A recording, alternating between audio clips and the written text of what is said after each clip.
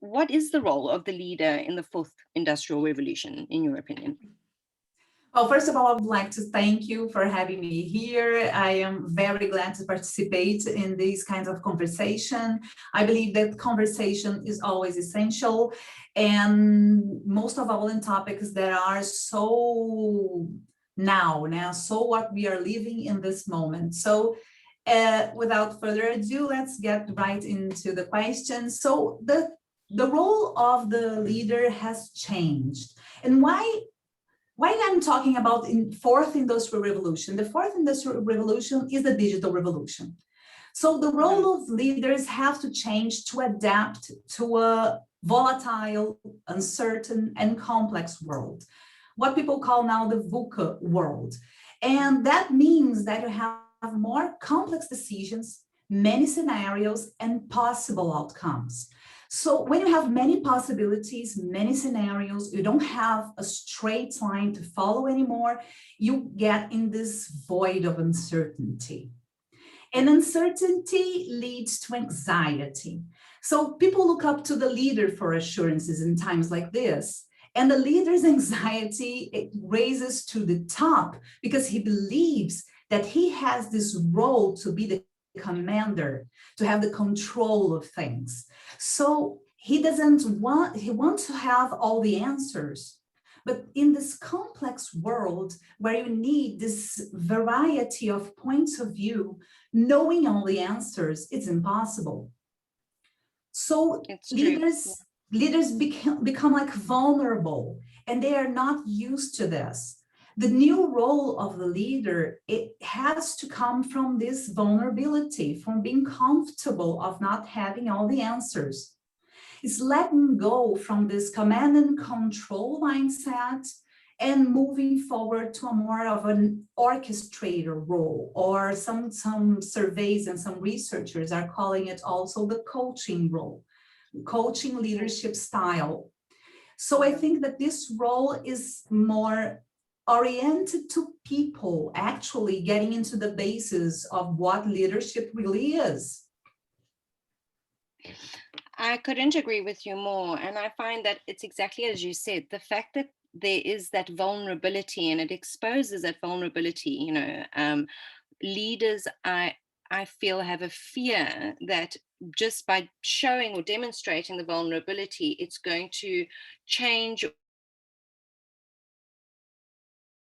So the pressure that they put themselves under is enormous, and it forces them to make decisions that are not necessarily best for themselves, but also for their organizations, because they, as you said, they're trying so hard to keep in charge. And it is very much this commander mindset, which, given everything that's we've seen over the last year and a half, our lives have changed as we know it, and would most certainly, in my opinion, I think will continue to change. And I think this was definitely something that sort of highlighted to everyone that change is inevitable.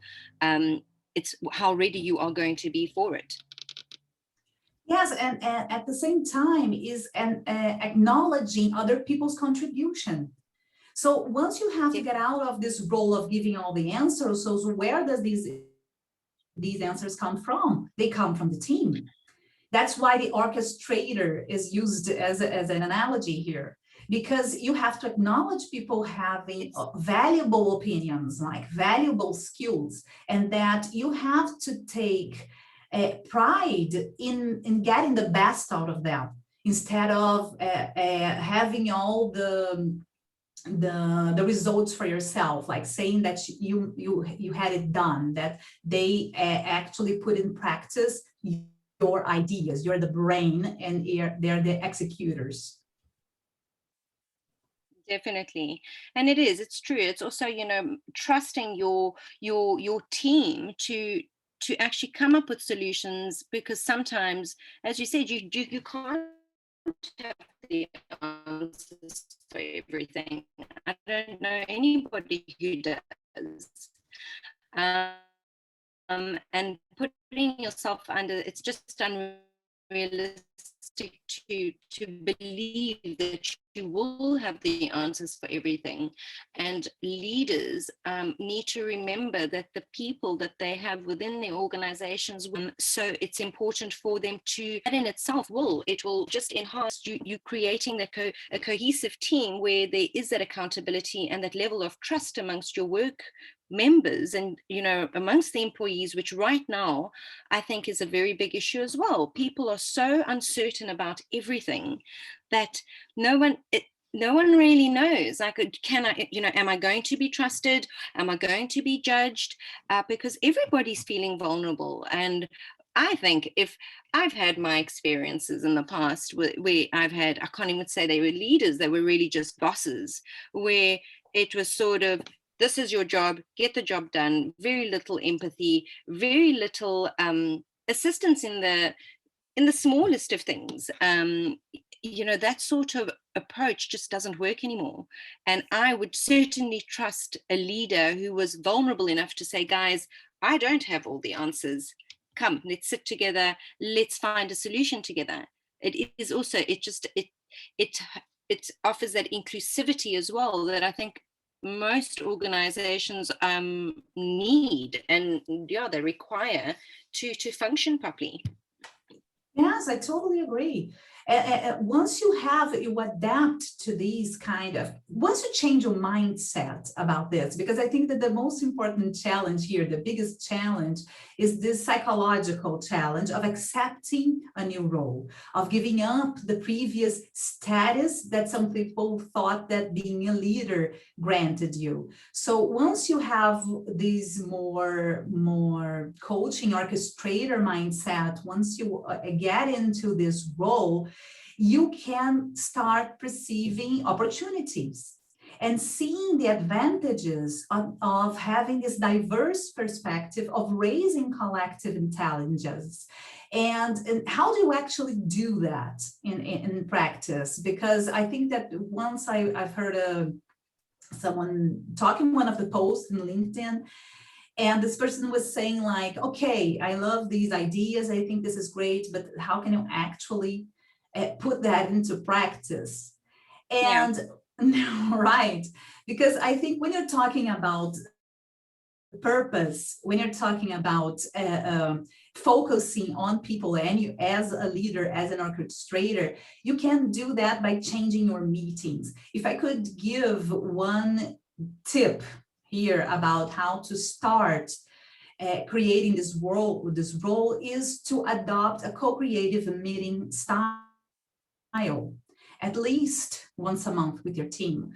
I have this team coaching I am doing with I'm working on with a sales team, and the results have been amazing because they created a way of functioning and giving everyone's opinion. And there is this auto meeting with all the creative and the salespeople, with all the team from this advertisement agency, and they are for the first time knowing each other better.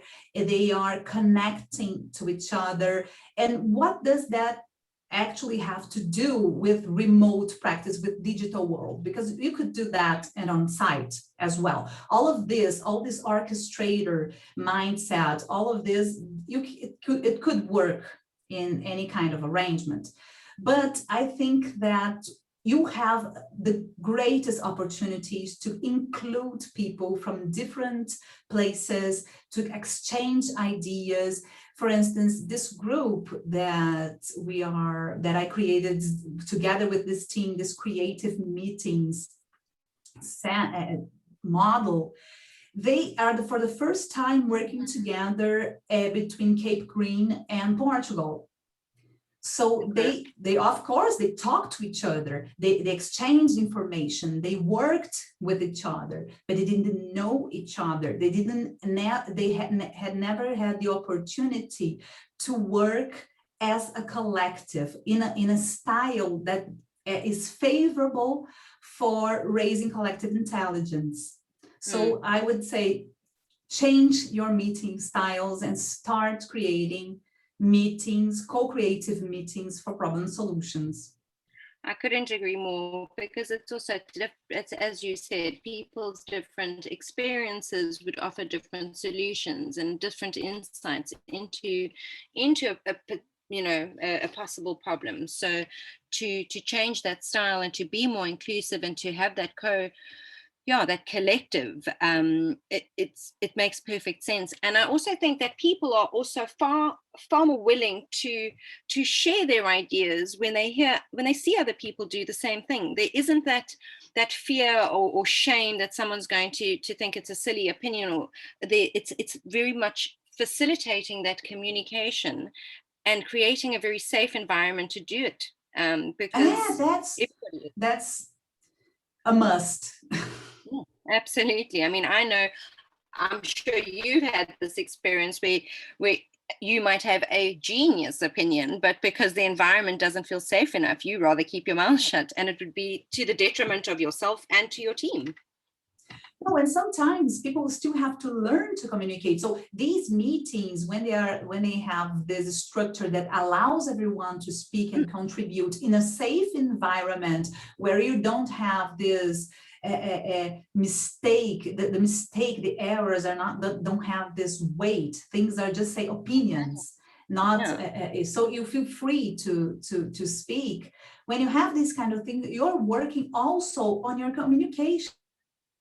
Each person, each member of the team is working on, how can I say this in a way that everyone understands? Or how can I say something that conflicts with the idea of my colleague just gave? Mm-hmm.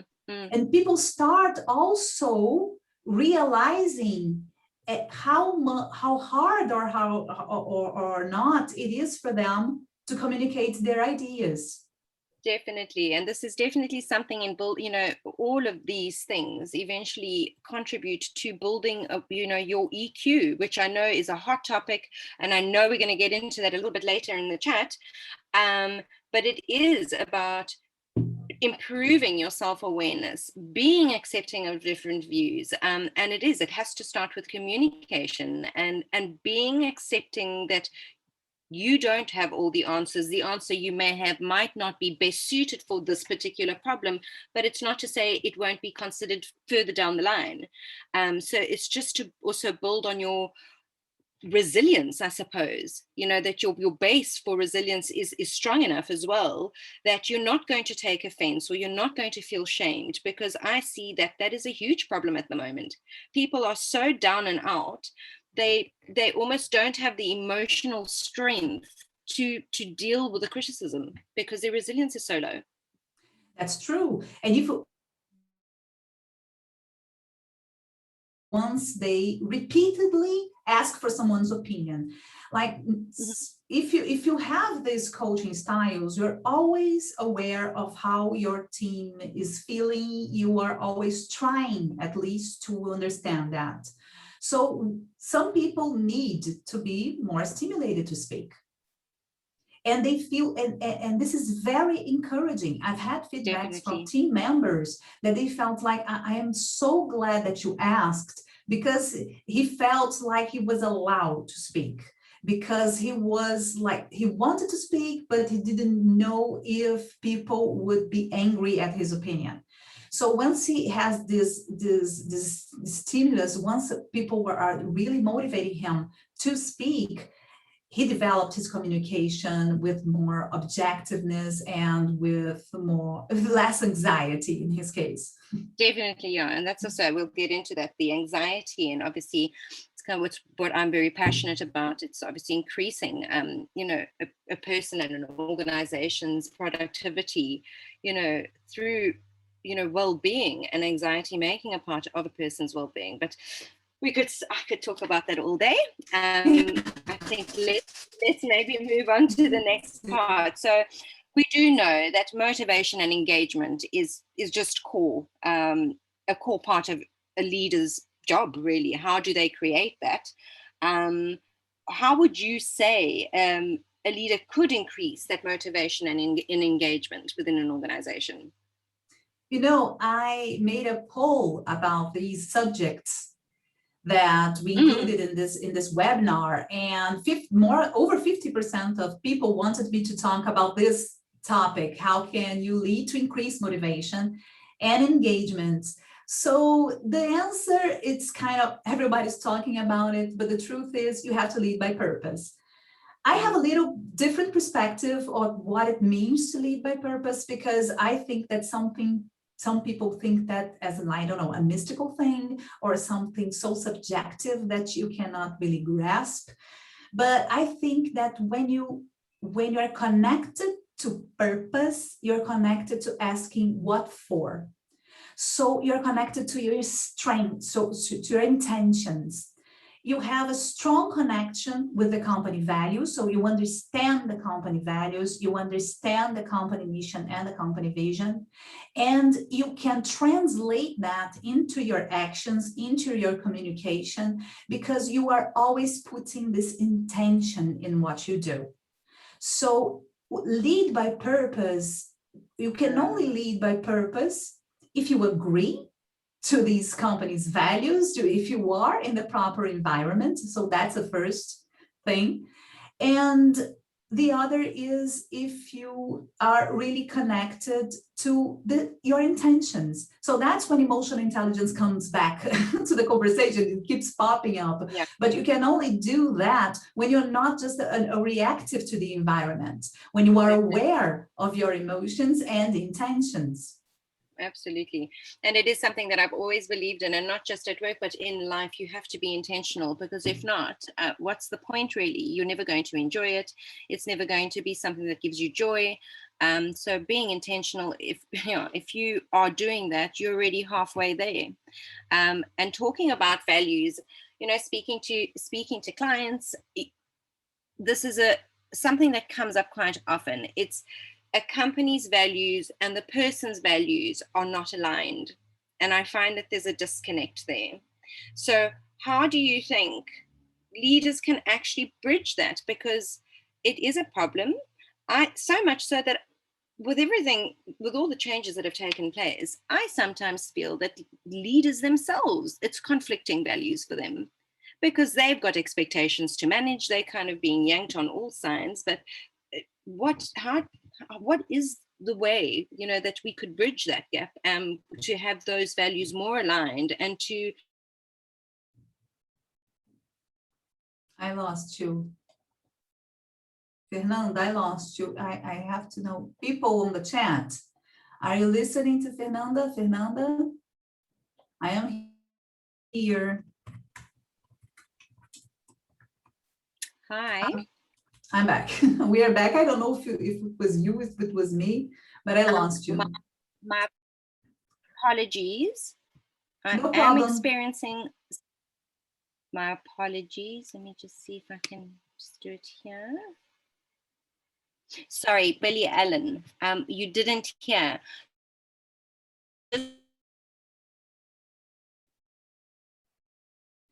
It's freezing again. And a person's personal values. Okay. Sorry, my apologies. I think that's it.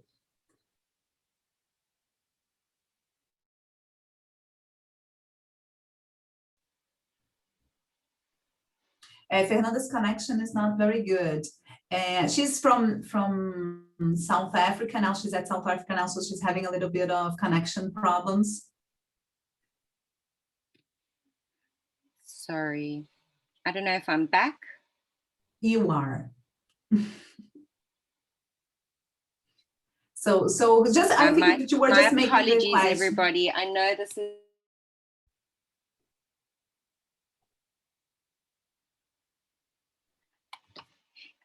Yes, I was the question that I asked is how could we bridge that gap in terms of the misaligned values? Well, that's a huge task. And why do I say that? Because usually the strategy that I can see the leaders are taking now, the leaders I coach and the leaders I interview, the people I know, is like investing in recruitment. So it's like getting people on board already aligned with these values, because the values are not negotiable. So sometimes it's not a problem if you don't have the same values. I don't think that's going to work for a long time. But sometimes the problem is not that, is that the people have a different understanding, and those values there are not clear for everyone. They don't have the same understanding of their concepts, of these values. And I can say that because when I'm working with teams and I raise these issues, and each one of them have to say what they understand about that in actionable behavior, in observable behavior, they have very different opinions, and we have to get to a common sense. So I think that the company's values must be multiplied and must have a ripple effect in all the team's values. So one of the most important things when you are talking about working with values and building these bridges is making the connection, is finding the connection. Because people just don't understand that in a very concrete way. Sometimes it's too distant from what they believe that they can actually do on the daily routine. So I would say work with the team to build these values together. So you can have co-creative meetings for this purpose in order to assess what are the values that the teams are willing to follow, are connected to, and that will create this sense of belonging. Hi, Fernanda. Hi, my sincerest apologies, everybody. I'm in Africa, and this is the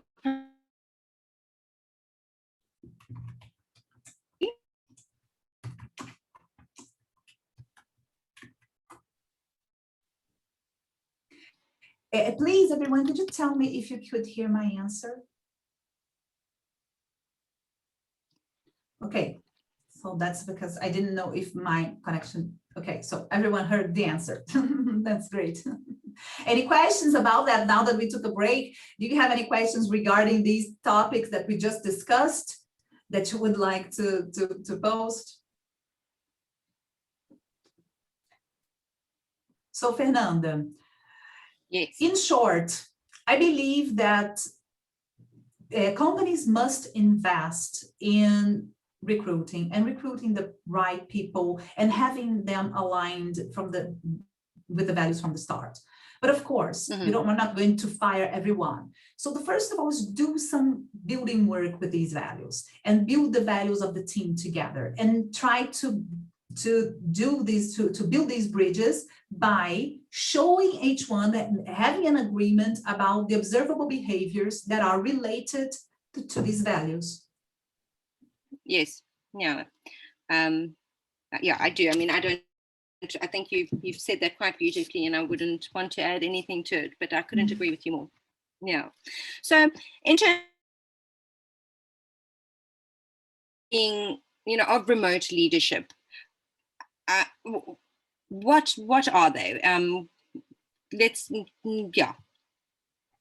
Okay, there are many challenges, okay? So I'm going to focus on remote leadership, all the ones that have to do with being distant from your team.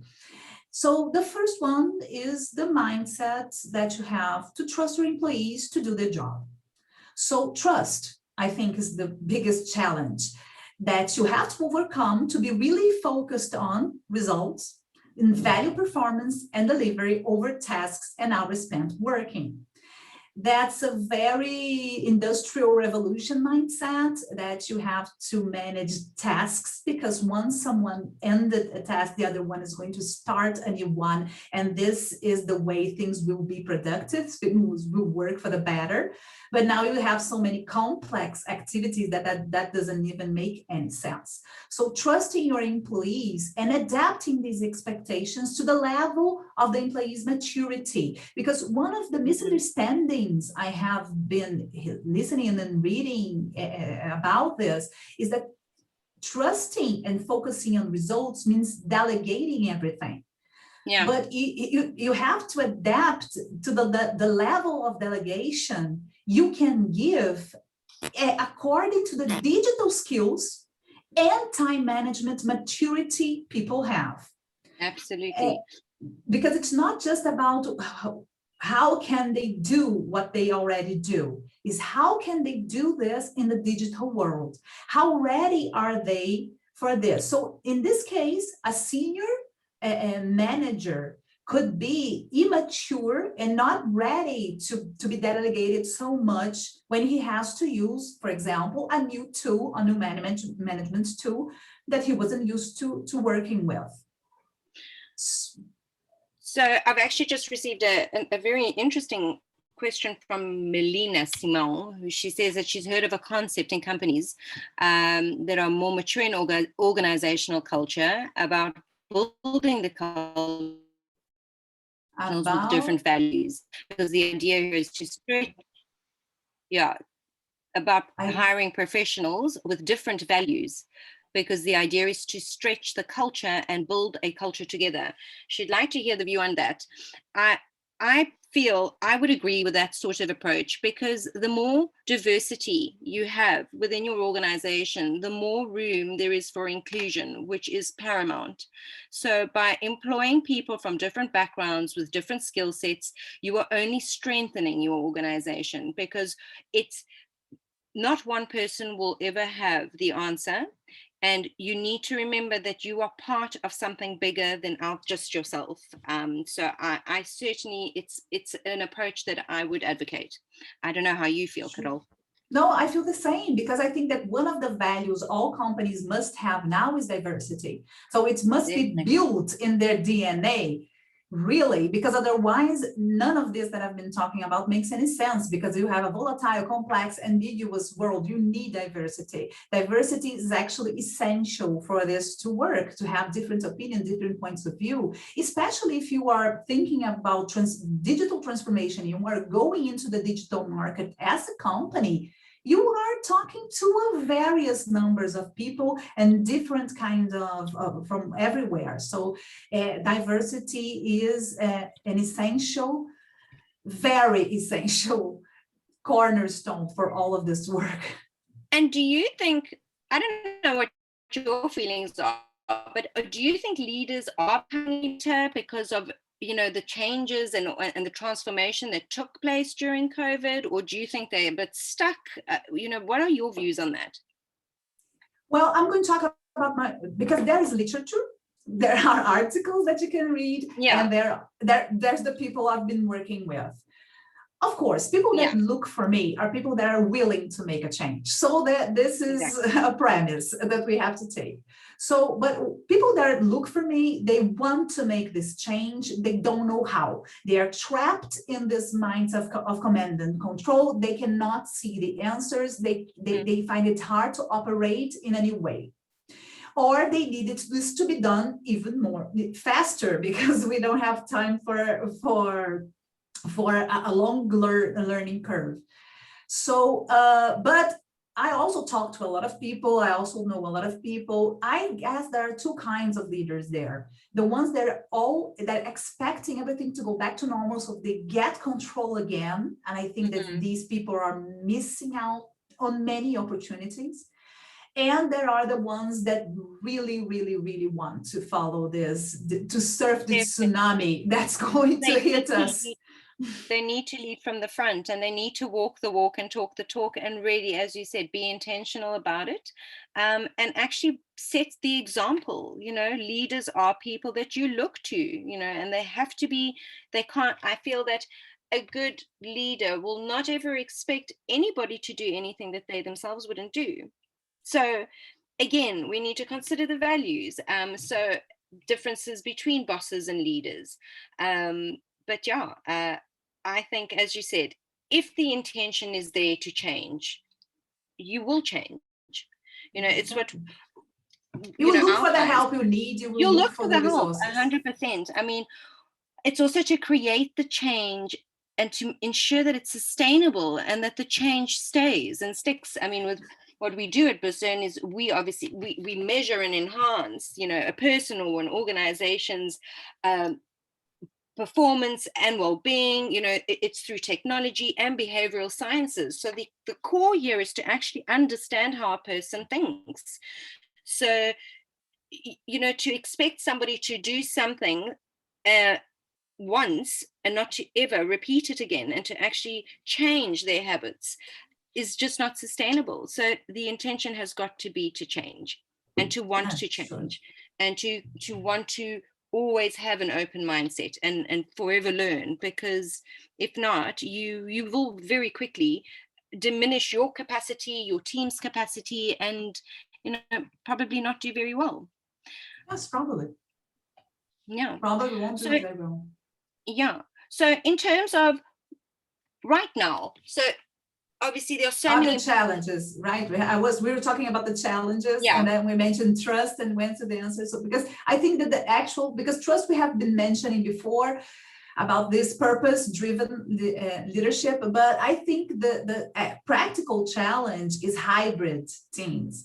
I think that hybrid teams is a huge challenge. I think it's even bigger challenge than a 100% remote team, because you have so many kind of arrangements, and people are now in different kinds. They have different personalities. They weren't raised to have all this time management in their hands. They are used ever since they are children to have people managing their own time. So when you get to these companies like another family that tells you what time do you have to do something, so people will also have to learn how to do this. So hybrid teams, and they can be a huge problem to create this sense of belonging. Because if you don't think remote practices first, if you don't think that if one person is remote, you have to put the party will have to be remote. You cannot have the birthday party of the month with some people at the office and one or two or three people watching them. Yeah. Exactly. I've seen this happen, and the people that were left behind, that they were at home or they were in a client, they didn't feel they belonged. So they were thinking about leaving the company. They didn't have this. Yeah, exactly. So it was actually a comment from one of our attendees, Billy Allen, where we were obviously talking about belonging, where he says he loves the idea of looking at what values are already present and what values you can build together to create that sense of belonging. So yeah, and I like that idea too, Billy. No, sure.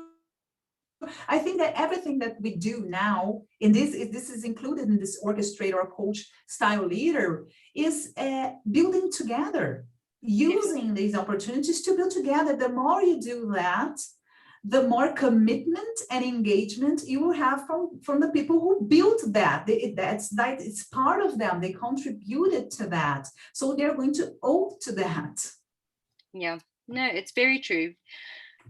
And it's also, as you said, it's being able to become agile. Flexibility, you have to. I mean, I speak for myself. I have my that I don't like change, but we do. We become accustomed to our way of things, and it is difficult to all of a sudden switch off that and switch something else on. But that too takes time. But it's to become agile and to be more flexible in your thought, to also understand that it's not going to, this is not a marathon. I mean, and this isn't a race, it's a marathon. This is a long, people's expectations, I feel, is that it's going to happen immediately. Nothing happens immediately.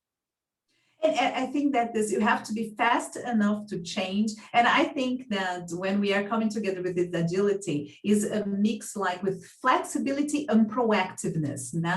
Like you are flexible enough to see that there's something that's coming that might be an obstacle or an opportunity, but you have your perception 100% on. You have your radar on, and you're always checking, but not just for problems, but for possibilities. The thing that now people are so shaken by all this, they are so lacking resilience that they can see that this uncertainty brings opportunities.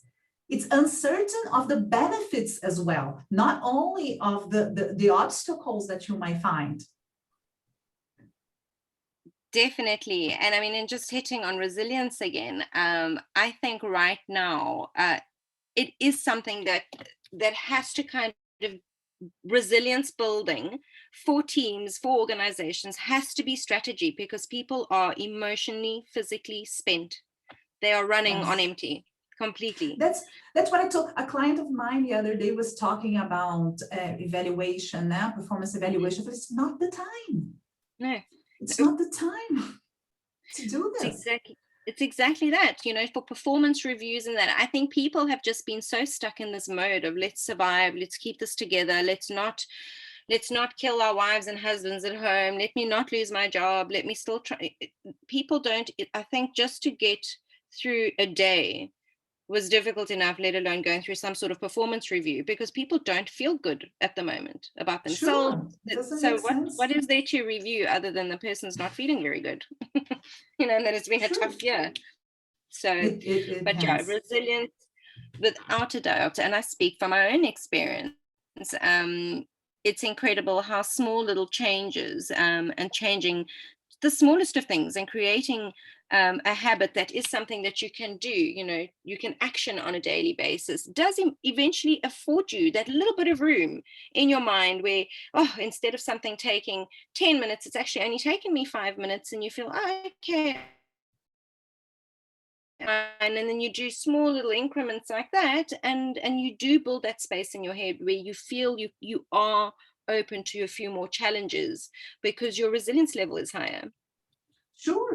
That's a must. Also another must, because resilience now will depend a lot on the leader, because the leader has really the power to make your life hell. Absolutely, definitely. Most I people mean, quit their leaders. They don't quit the companies. They quit the leaders. So it's exactly that. so it will depend on your leader, on your boss. If you have a leader, if you have a boss. I mean, and I don't know if there's any one of our attendees who is a leader, who is sitting in a situation right now that they do recognize that they need to make the change. You know, what how are you feeling? Are you able to be honest with your team and say, guys, you know what, I don't have all the answers. We need to sort of sit down and try and find solutions to these problems together. What is the reality of your life as a leader, if there is anyone? I mean, obviously, if I see someone reply, I'll let you know. Billy, Mhm. so he says, people should not need a performance review to find out how they're doing. They should always know how they're doing. Yeah, exactly. That is it. It's If the also to be expect connected. no, A if the performance expectations are review after, clear, exactly. So, yeah, good statement there. Agreed. Anyway, so let's move on. So, the most important skills for leaders right now, okay, let me as we just know, need to. before we get into these skills, I mentioned that we talked about some of the challenges, but we didn't say any opportunities. And that's what I think, that we could put some opportunities here, because I think that's the kind of, Definitely. you put the obstacle there and then Yeah. so Yes, absolutely. I think that the opportunities are for those who really want to embrace these uncertainty times and want to heavily have some level of remote practice as a strategy, because I think that some people are taking this as only a benefit, flexible hours and having remote work as a benefit. And I think that people are missing the opportunity to have this as strategy and have some gains, such as have people working at the peak of their productivity. I think that's, you have to take this into consideration. Finding talents in different parts of the 100%. world. What? Can you hear me? 100%. Sorry. Okay. I can hear you. I'll go on.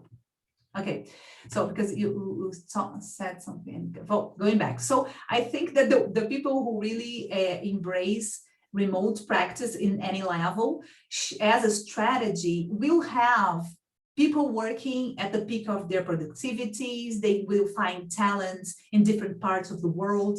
You can exchange ideas between teams, as I mentioned, this example that I gave from these teams from Cape Green and Portugal. They are connecting really in a different level. And reimagine work. This is a great opportunity to rethink the businesses, the processes, and adapt to your needs and your realities now, regardless of just remote. It's a good opportunity to build a new culture, because if you want to find a way of working remotely, we have to go through this purpose review. And you will find time for strategic work. Because once you teach your team to be focused on results, they will come up with solutions and not only problems. We will not be just a leader, because once the leader is a coach leader, so he starts engaging these people in these kinds of thoughts, of thinking of solutions whenever they have problems. So I think that this poses many opportunities for people that actually think of reimagining the way they work and taking the advantages of the virtual environment, not only the downsides.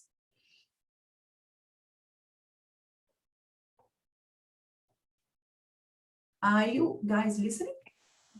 Guys, did you listen? My apologies. I did. I lost the last kind of 10 seconds. It kicked me off, but I'm back. Apologies again, everyone. Okay, so everyone heard my answer about the opportunities. Yeah.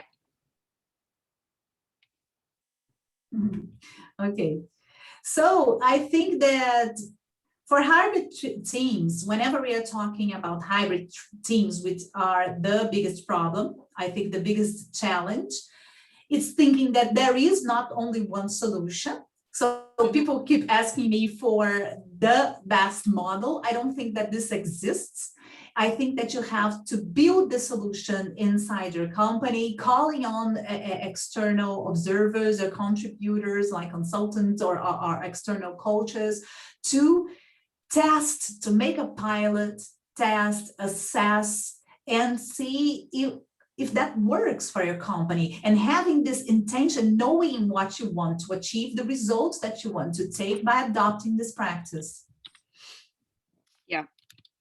So I heard everything, and yeah, I like I said, I heard everything, and I think it was beautifully answered. So yeah, if we can just then move on to the last little bit of our conversation before we open up the Q&A to our attendees. So in terms of skills for leaders right now, obviously EQ and empathy, is a very big part of it. What do you think the skills needed right now are? Okay, apart from emotional intelligence and empathy. Okay, so these are the most important ones, okay, because you're going to put together everything there. That's the essential skill, but you have the technical proficiency. So a recent research from MIT are demanding digital savviness from their employees, but they're not digital savvy. So how can you want your employees to engage in virtual communication if you never tried a collaboration tool before? So you have to try new tools, and you can do it for yourself. Like, what tool could make my work easier? Mm-hmm. The team, and you can again build this together with the team, get everybody to collaborate and learn together new technology. But you have to be curious about that. So I think technology proficiency is an essential lifelong learning mindset, because things are changing too fast. And if you don't keep up, you're ancient history. So to remain current, absolutely. In terms of being tech proficient, there was a review done by Deloitte where a lot of leaders are also feeling a complete choice overload. There's so much out there, they don't know what to choose. And also they're lacking the vision of where they want to see the organization move to, because at the moment there's just so much content out there. It is overwhelming. So Yes. my solution or my suggestion to anybody who may be in that position is start small. Like I said earlier, this is not a race, this is a marathon. The changes will need to start off small in order for them to be long lasting, and for you to really start enjoying the change as well as reaping the rewards and the benefits of the change. So if you are feeling that there's far too much choice out there, look within yourself as a leader and say, right, what is it that's actually affecting you right now? And put it forward to your team and say, I'm feeling this. Are you guys perhaps feeling the same? And I think you'd be surprised how many similarities in terms of that overload you and your team members are feeling. Yes, sure. And in case of, because if you have the intention, as we mentioned before, if you know the purpose and that's your goal, and these things will be tools, and it won't make that much of a difference which one you're going to choose.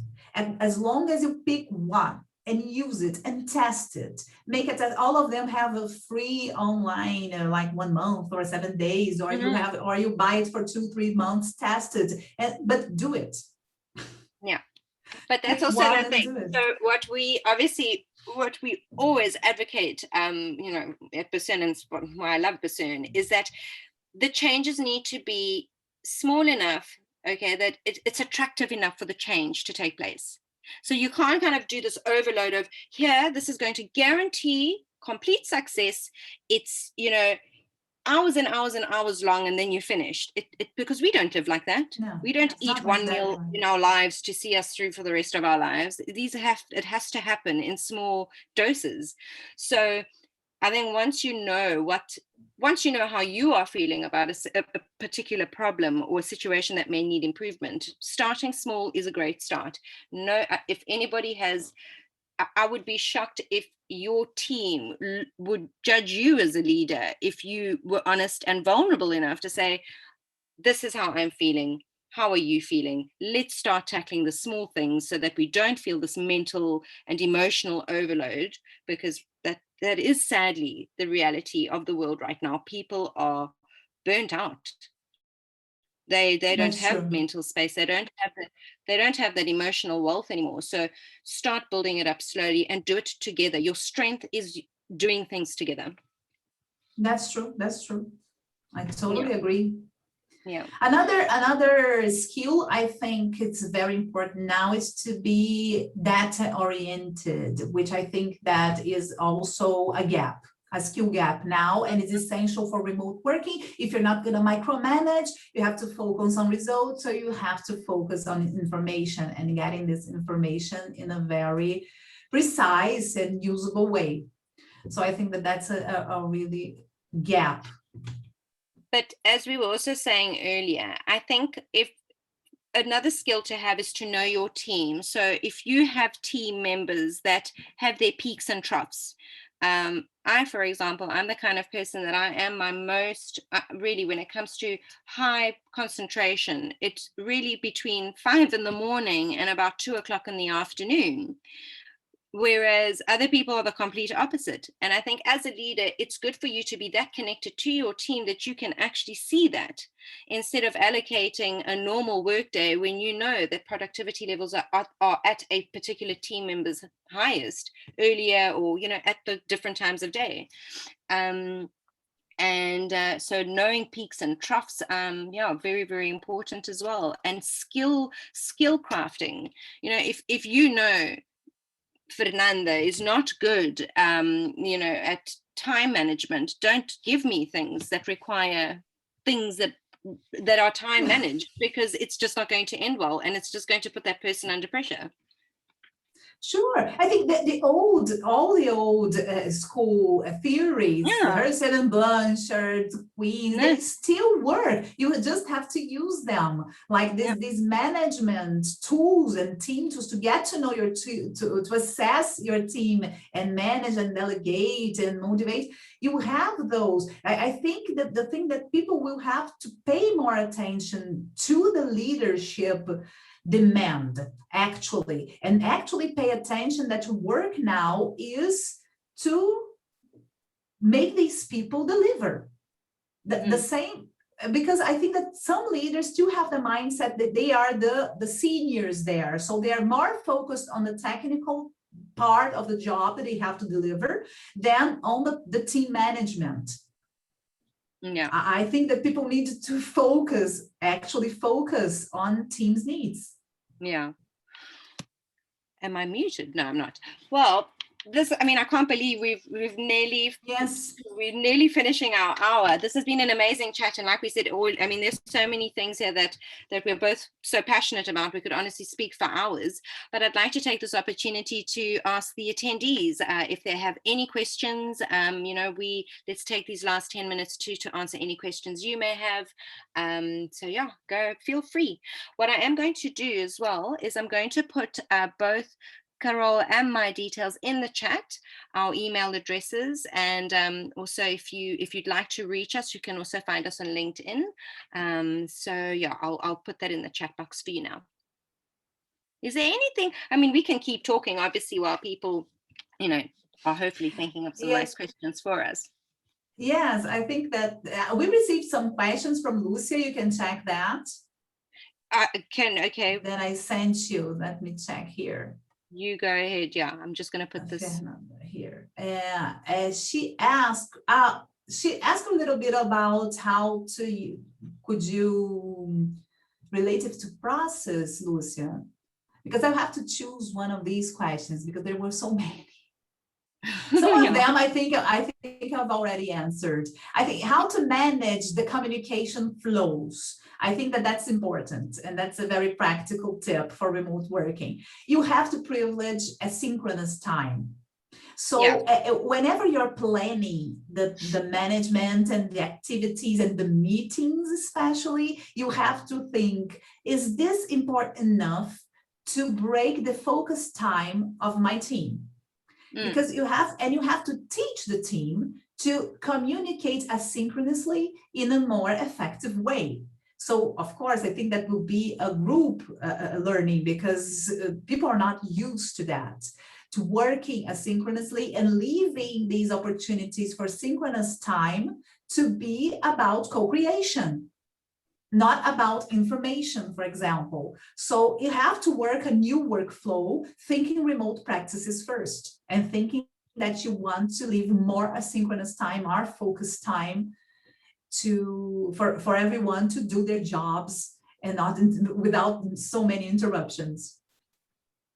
Yeah, that is true, because I also find, these morning meetings, is it really necessary to have a meeting every morning that lasts half an hour for you to really not talk about anything constructive that's actually going to be the motivator for change? I speak from my own experiences. When I was, my background is in public health, and I worked for a number of NGOs, and obviously we would have to have these meetings, but for the most part, nobody was really talking about anything.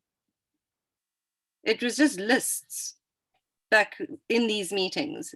So idea, the intention again. What's your intention with this meeting? You have to have an intention. You have to have a clear outcome you expect. You have to ask yourself, at the end of the meeting, what will I have? What do I want to happen? Exactly. It's a conclusion. Exactly. It's a solution. It's an idea. Ideas. What do you want to get from that? But also, is it worth it interrupting people? But it's also important to also appreciate the process. So understandably, we are driven to solutions. We are goal orientated. That is what drives us forward. But it is also important to understand and respect the process. because sometimes to reach those solutions and goals may not be that easy. So the process is actually where you're going to be learning and growing the most, and where you are going to be building on your resilience skills, where you are going to be improving on your communication, where you're actually building these real true connections with yourself and your teammates. So yes, absolutely, that there has to be a conclusion. Like Lucy actually said, focus. There has to also be focus. If there's no focus, what's the point? But enjoying and respecting the process is just as important as the goal. Yes, sure, because this process has to have meaning. Again, we come back to purpose and meaning and intention, because it was built to be effective and lead to a result. So you have to enjoy this, of course, because otherwise work is hell. But once you build that with the team and you find better ways and people are heard in a ways that they can improve the process, you're going to have everyone on the same boat rowing to the same direction. Exactly. So Rita has also said, you know, what could also really work is if you could point out what the point of a specific meeting is by email. You know, sure, just email the person. You know, it's like she says, absolutely, Rita, meetings are important, but like with a purpose. You know, if you're going to be sitting there and it's not something that even, you know, involves you, why are you there? You could actually be doing something productive. So very good point. There's a company I interviewed that had a very interesting approach to this. They took this asynchronous work to the top. And they usually do, like, you're doing an asynchronous job, you finished your part, and now you have to someone else has to pick up from where you left. And they record a video message explaining to the person what they did, where they stopped. It's like usually a 1-2 minute video. And she told me that he's been working beautifully. This is a text jar. She's Darcy Bowles, is the director of culture, and the company is 100% remote. And they structure these processes that really guarantee that this would work. So I've got a very good question from Billy. I'm loving your questions, Billy. He says he thinks that some leaders with less EQ and more legacy thinking have a fear or a resistance to change because they can't see their place in it. What ideas do we have for creating psychological safety for them? So that could actually work. Okay. Okay. So I think what you see now is it's a lot of the generations right now working in organizations are completely different. So that expectation is different. So if you are sitting with a leader who is more legacy based, you probably find that he is of an older generation, okay, and is afraid to let go of that structure because everything now, it's so quick, so instant, so free. Information is so free and accessible that sometimes it is scary for you as an older generation to let go of that legacy mindset and think, oh gosh, if I don't hold on to this rope for my life, I'm going to actually lose control and possibly become inconsequential in this entire system. So I think for people like that, I don't know, and please, I'd love to hear your thoughts, Carol. For people like that, I would certainly recommend some one-on-one sessions with that person in order to assist them to break through that barrier, because this is all it is. It's a barrier. And to afford them the understanding that it's safe. That person, if you are that mindset, you are valued. In actual fact, your values, you can teach to the younger generation. You can learn from each other. So one-on-one sessions for sure, I would say would be the first step for somebody. I totally agree. And I think you would have to work on this person's identity, because usually legacy mindset, baby boomers think a lot like this. They have this identity between their value and their status, their job, and that's connected to being the boss, to telling the orders, telling people what to do. So if I'm not this, who I am. So in some cases becomes an identity problem. Sorry, Billy's a she, not a he. I'm so sorry. Sorry, really. Well, now we've cleared that up, I won't make the mistake again. I just wanted to mention that we will be sending the link to the session, so you can follow us on YouTube as well. And Rita also says, she just mentioned that she thinks that people with that legacy mindset are afraid to lose power, but in actual fact, it's the opposite. So yeah. Oh, thanks, Billy. Totally agree. Yeah. Well, this has been amazing. It's 8 o'clock here, 7 o'clock there. I've thoroughly enjoyed this. As I said to all the attendees, I have put our contacts in the chat. So please follow us, get in touch with us. We'd love to speak to you directly. And any further questions, just feel free to get in touch with us both. And Carol, thank you. This has been an absolute pleasure, and I look forward to many more. The pleasure was all mine. Nice to be here. And thank you again for the invitation. Thank you for everyone to participate and send your questions. And we'll be in touch on LinkedIn, probably. Definitely. Have a good evening. Boa noite. Bye-bye. Boa noite. Bye.